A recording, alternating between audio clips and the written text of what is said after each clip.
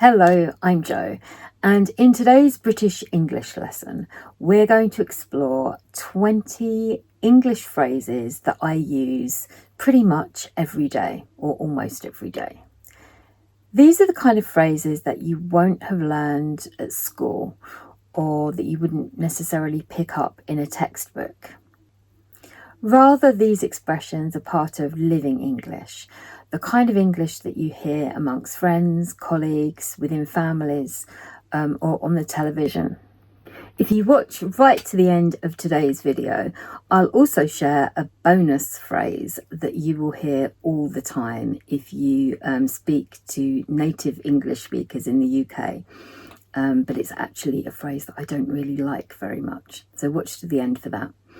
Also, at the very end of the video, I'll let you know how to download a free PDF, which will go through all the expressions that we've looked at today. Finally, if you find my videos useful, make sure you give me a thumbs up, or even better, subscribe. It really helps me out. Okay, should we get on with this? Phrase number 1 is let's play it by ear.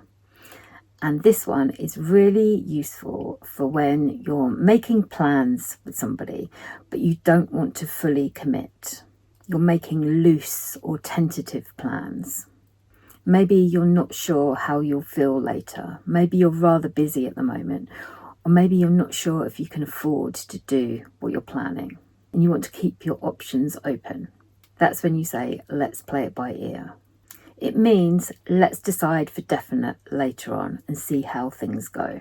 It's very British, it's very non-committal, and it's very useful. We often use it to sound casual, but not rude. So let's look at a couple of examples. Are we definitely going on Sunday? Let's play it by ear. I'm rather busy on Sunday. Do you want to go for lunch after the meeting? Maybe, yeah. Let's play it by ear and see how we feel afterwards. It's one of those phrases that we can use to avoid saying no, but also to avoid saying yes. It's really helpful if you're an introvert, but as you can imagine, it can be a bit frustrating for other people. Phrase number 2 is I'm in two minds.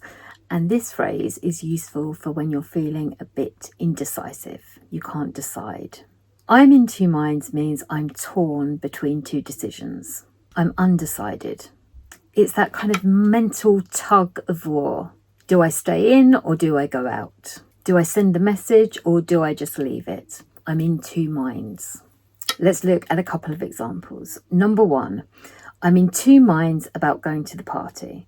I want to see everyone, but I'm absolutely knackered. Number 2. I was in two minds about applying for the job, but I've decided to go for it. I've decided to apply. We often use it as a way to soften our indecision. It's not that we're being difficult, it's just that we're genuinely unsure about something. It also allows us to buy some time, meaning that we don't have to suddenly make a decision on the spot. We can say that we're in two minds. Useful. Expression number 3 is each to their own. It's what we say to somebody when they really love something, but you don't. But you want to stay polite. It means that's not really for me, but if you like it, well, that's fine. Let's look at a couple of examples. He listens to death metal when he works. Oh, well, each to their own, I suppose. Another example. She dips her French fries in her milkshake. That's a bit, well, each to their own. It's a really British way of disagreeing, but without being confrontational. And we use it a lot, especially when we're judging somebody just a little bit, but we're pretending we're not. Phrase number 4 is right, I'm off. Now, right is a really useful little word for making an announcement gently. And right, I'm off means I need to go, I need to leave now. It's a polite way of ending a conversation. You might also hear somebody say, right, I better be off now, meaning I should leave now. Maybe I've got lots to do. It's friendly and casual, and like I say, it politely signals the end of the chat. Often it will come with a little sigh or a stretch or a change of movement. So, right, I better be off now. Right, I'm off. A couple of real life examples. Right, I'm off. I've got to go and pick up the kids. Oh, I've just seen the time. Right, I better be off. It's a nice, soft, low pressure way to leave the conversation, which again, we're quite good at in British English. Expression number 5 is I couldn't care less. And this one can come across as being quite harsh, so be careful with it. Basically, I couldn't care less means I don't care at all. I couldn't care less what people think of me. She's annoyed that I didn't like her post, but to be honest, I couldn't care less. It's very direct and a bit blunt. People often use it when they're a bit exasperated or they're really trying to make a point. So it's a good one to use when you're feeling fed up and like you've emotionally checked out of a situation. You've had enough. But maybe don't use this one in a work context ever. Phrase number 6 is again a very British expression, and it's let me have a think or I'll have a think. And this is usually used when you don't want to say an outright no to somebody because you don't want to come across as rude. It means let me decide later. It doesn't exactly ooze enthusiasm. It usually means I'm probably not going to do something, but I don't really want to say no right now. Are you coming to the barbecue? I don't know. Let me have a think. Are you going to apply for that job? I'm not sure yet. I'm going to have a think. We use this expression when we want to keep things open or when we need time to process something. But more often than not, it's a way of completely avoiding a situation and avoiding a blunt no. Do you want to go to the barbecue? No, not really. It sounds much more polite to say, I'm not sure. Let me have a think. Number 7 is also another way of gently saying no, but maybe a little bit more directly. I'll give it a miss. I'll give it a miss means I'm going to skip that, or I'd rather not do something. We're going out for karaoke later. Do you fancy coming? I think I'll give it a miss. Do you want another drink? No, I'll give it a miss. I've had enough, thanks. It's polite, low-key, and it's often used when we want to bow out of doing something, but again, without sounding rude or making a big fuss. This one is another really good one for introverts. Do you fancy coming to the party? No, it sounds fun, but I think I'll give it a miss. I've got a lot of work to do this weekend. Phrase number 8 is that's sorted then. And this phrase is a good one for signalling a resolution to something. That's sorted then means the problem is resolved. The decision has been made. We're all good. A couple of examples. So we'll meet outside the station at 2. Yep, perfect. That's sorted then. I've emailed her and confirmed the date. Lovely. That's all sorted then. Thanks. You can use this expression when making plans, solving problems, or even just ticking things off your to-do list. It's low drama, it's efficient, and very British. Number 9, I think I've used this in another video, but that's probably because I use it so much. And it's not the end of the world. And this is something we say to calm people down and to help them get a little bit of perspective when things go wrong. I use this one lots with my children when they were younger, and also now sometimes. Kids can be a little bit over dramatic sometimes, and by saying it's not the end of the world, it's a way of saying no, you shouldn't be worrying too much about that. Nobody died. The world's not ending. It means it's not a complete disaster. Yep, it's annoying, but it's not really worth panicking about. Couple of examples. I forgot to bring the tickets. Don't worry, it's not the end of the world. We'll sort it out. I failed my driving test. Oh, that's rough, but it's not the end of the world. Lots of people fail on their first attempt. You'll just have to try again. It's a really common way to offer somebody a little bit of reassurance. And we often use it for ourselves too. A quiet little mantra for getting through the day without spiralling into panic. Phrase number 10 is I'm easy. And it's a useful way of saying that you don't mind. I'm happy with whatever you choose. What do you fancy having for dinner tonight? I don't mind. I'm easy. Pizza or Thai? I'm easy. You decide. What film do you want to watch? I'm easy, to be honest. I'll watch anything. So we've got through 10 so far. Let's move on to the next 10. Number 11 is could do. This is yet another very short, very British, very non-committal sort of response. Could do means, yeah, maybe. Sounds all right. Yeah, I'm open to it. It's a laid-back way of saying yes. Not full-on enthusiasm, but a kind of gentle agreement. Do you want to go for coffee? Yeah, could do. Should we take the train? Yeah, could do. That sounds good. It works well in casual conversations, especially when you're going along with somebody's idea or plan, but don't really have strong feelings about it. Expression number 12 is don't make a fuss. And this is a British plea for calm and for less attention. Don't make a fuss means don't overreact. Don't cause a scene. Don't draw attention to yourself. Don't make this into a big deal. When I was a kid, I was terrified of my dad making a fuss in public places. So if we ordered food and he wasn't happy with what he was eating, I would be terrified of him making a big fuss and embarrassing us. Under my breath, I'd be muttering, oh, please don't make a fuss, Dad. Please don't make a fuss. Now, don't make a fuss can sound supportive, but it can also sound quite dismissive. So be careful of the context here. Obviously, some of us are more bothered by some things than others. So if you get poor service in a restaurant, you might feel like you need to make a fuss. Whereas for me, I'd prefer to sort of remain quiet and not say too much to avoid making a fuss.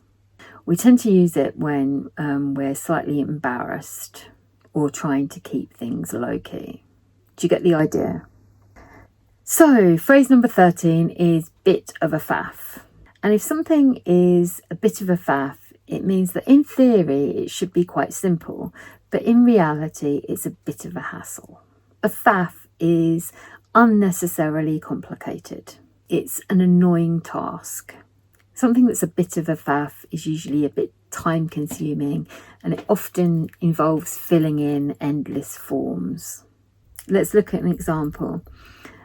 Setting up my new printer was a bit of a faff. I had to register online, scan my ID, and then upload it again. Bit of a faff, really. Phrase number 14 is I can't be arsed. Now, this one's a little bit rude, but it's very, very common. I can't be arsed means I absolutely do not have the motivation or energy to do something. It's stronger than I can't be bothered, and you definitely shouldn't use it in work situations. But let's look at a couple of examples. I was going to go to the gym, but to be honest, I can't be arsed. I'm absolutely shattered. I was going to complain about the service at the restaurant, but to be honest, I can't be arsed. I really don't want to make a fuss. I can't be bothered. We often use it with a sigh or an eye roll.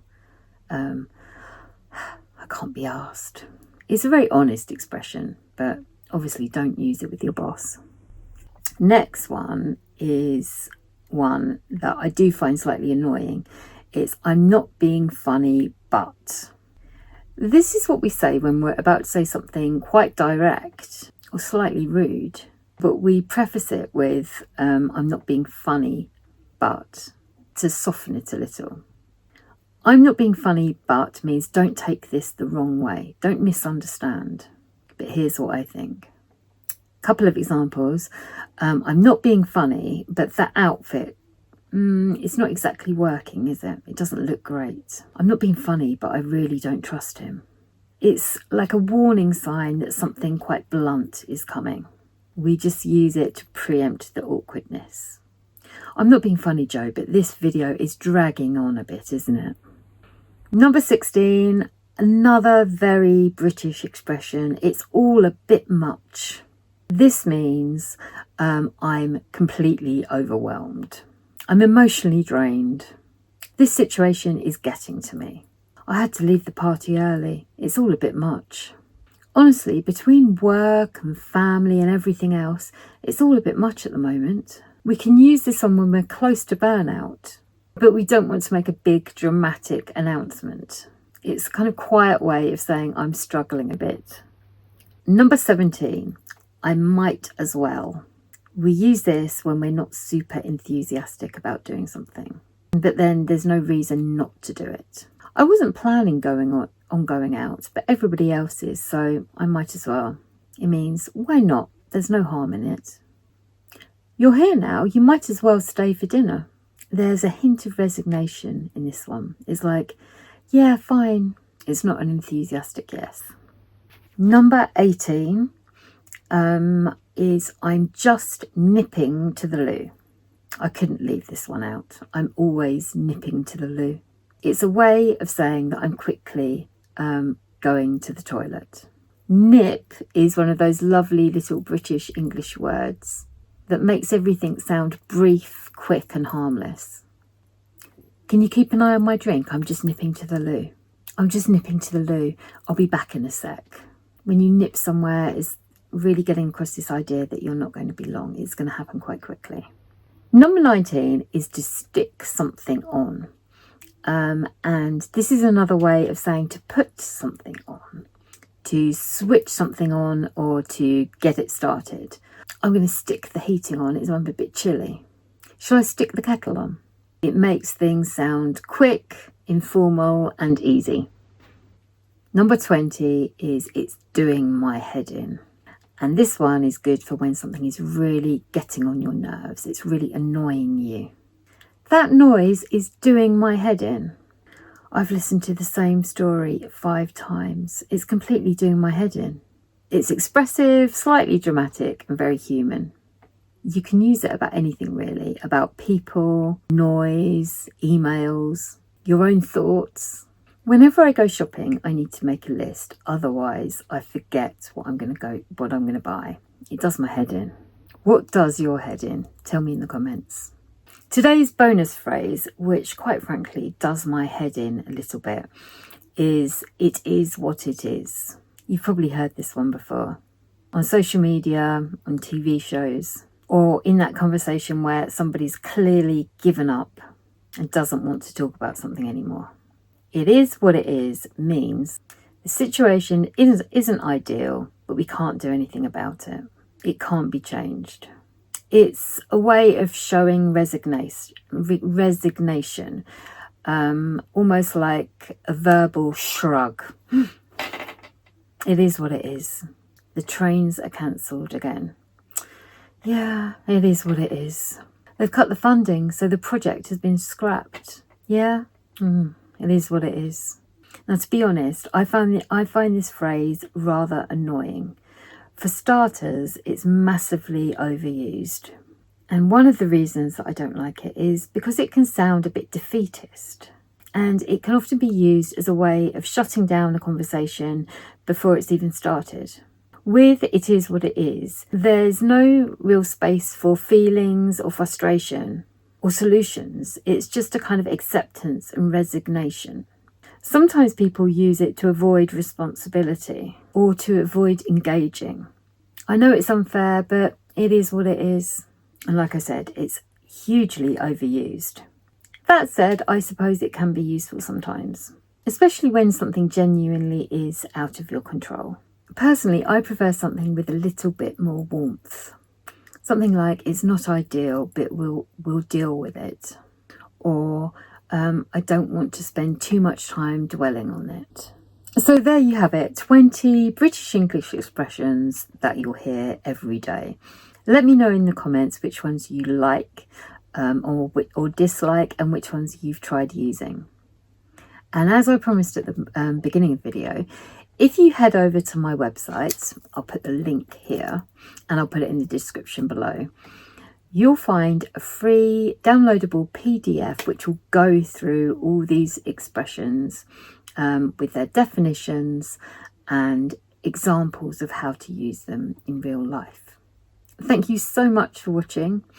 And I'd really appreciate it if you give me a thumbs up, or if you subscribe to my channel if you want to watch more of my videos. I'll see you next time. Bye.